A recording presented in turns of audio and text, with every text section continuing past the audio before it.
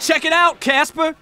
Hey everyone, and thanks for tuning in. Casper here, and today we're doing a little off topic. We haven't done one of these for a while, but it's basically, we're going to talk about something that's sort of gaming related, but not necessarily related to the background gameplay. So enjoy that background gameplay for whatever the hell it is, but the topic we're talking about is multiplayer versus single player games. Essentially, why would I play a multiplayer game, or why would I play a single player game? Or rather, I should say, why would one play a multiplayer game, or why would one play a single player game? Because whilst I am going to talk about obviously my own personal point of view on this question, it's going to be the sort of thing that I think will apply to almost anyone. Obviously we're all different, but you know, you'll see where we're going as we go along. So the reason I want to talk about this is because recently I've actually been finding it quite difficult to find a game that I sort of look forward to playing consistently.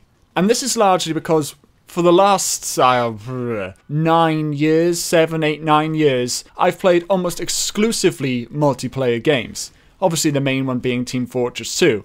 But I've spent a lot of time recently trying to find a new multiplayer game. Obviously when Overwatch came out, I thought, great, I'm going to get really stuck into this. And I didn't. It just made me sort of frustrated. And then I played a lot of Counter-Strike, and I go through phases with that as well. Sometimes I really enjoy it. Sometimes it will make me pull my hair out. When Lawbreakers came out, I gave that a good go. But again, that didn't make me feel the way that Team Fortress used to make me feel. And that's not me saying that Team Fortress is something special, because, you know, to a lot of you guys maybe it is. And obviously it's got a special place in my heart because of the history I've got with it. But I think it just came at the right time in my life. But I also think that my history with Team Fortress 2 is maybe what's making it so difficult for me to enjoy other games, because I started Team Fortress 2 when I was in college. Now, that's UK college, so that was when I'm 17, 18, I think. And then I played it all throughout university, and I've played it now through 3 different jobs. But back in college and back in university days, I had so much more free time. Now I own a house and I live with my girlfriend, so most of the time I'm doing house stuff or stuff with my girlfriend. Don't read into that.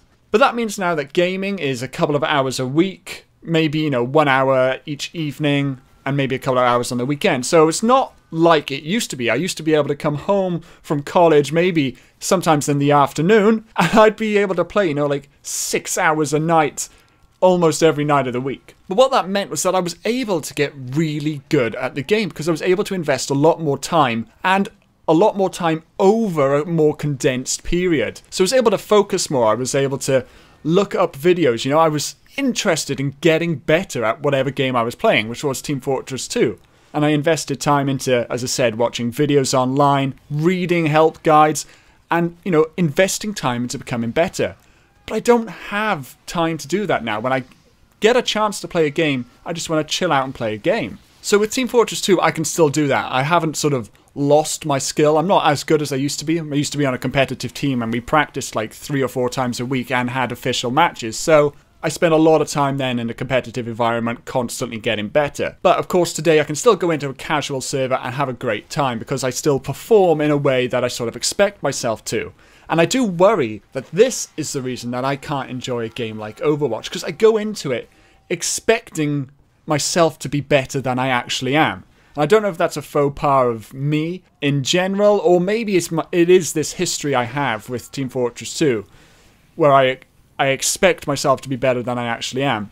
And I just end up getting so frustrated, because I can see, it's almost like I can see what needs to be done, but I can't achieve it. Whether that is because I can't get the teamwork, or I just don't have the mechanical skill that I believe that I do, I don't really know. But as I've been saying, I cannot get into a new multiplayer game. And I do enjoy Team Fortress 2, but nearly 4,000 legitimate hours later, I am of course looking for another game that I can enjoy alongside it. So this is why I've been playing, or at least trying to play, a lot of single player games recently. I'm actually playing through a lot of story-driven games at the moment, and by story-driven I mean literally it's only story. There's no sort of shooter or any sort of elements to it.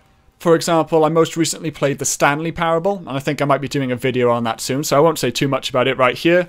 I also recently played the Turing test, and I've got a video coming out for that. It's just a straight up review about the Turing test. It's a puzzle game, very similar in sort of its style to Portal or the Talos Principle, for example. But again, I'm not going to say too much about that because there might have already been a video or it might be coming out after this. But those are the sort of games I'm playing because you can just sort of sit there and you can just play that game and you don't have to worry about any sort of pressure onto you. You're almost just following a path. Granted, the Turing test has got a few more puzzle elements to it, and of course, the Stanley Parable is like an hour long, even if you play it through quite thoroughly. But I've got a ton of games in my Steam library that I've never even touched, which I've just picked up from Steam sales or got them in humble bundles. And I really want to play these games. But, and here is where I feel so conflicted, and the sort of the reason that this video is getting made.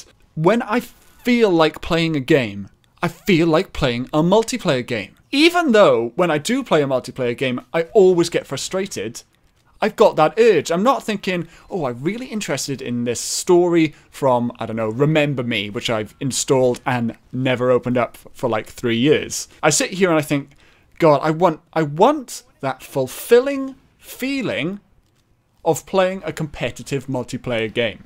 And therein lies the problem, because I can't really get that fulfilling feeling. Even when I do win in a game of Counter-Strike or Overwatch, I still end up feeling frustrated by it. Or you can't just play one game. I play one game and I win. Let's say I play really well, I help the team win, I feel great.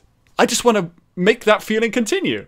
And I'm sure a lot of you can relate to that. You win a match of a competitive game and you're like, yes, I'm hyped, let's win another one.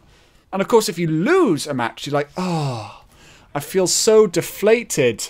And now I need to play one and win in order to make myself feel good. So it's like you can't win in that situation because you constantly want to play more. And eventually you're just going to, or at least for me, I come away frustrated no matter what the situation. So this is why I need to play more single player games and actually stick to it. So hopefully whatever I pick up next, and actually I picked up Hellblade, which looks really cool. It's actually mental health is apparently quite a central theme of this game, and that's really interesting to me. I think it's something that's really important in today's sort of culture because mental health is a real issue. So it'd be really interesting for me to see how this game addresses mental health, and maybe if I enjoy it, there'll be a video on that as well, but who knows.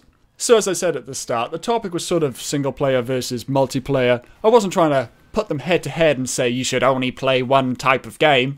I'm just saying here is my dilemma and my thoughts. So I hope you enjoyed that, guys. I hope you can relate to a couple of the ramblings I had. As I said, I have done a Turing test video, or maybe I haven't yet, but if I have, it's already on the screen right now, and here's some other stuff, and don't forget to subscribe if you haven't done so already. Goodbye and thank you. If that ain't fair, I don't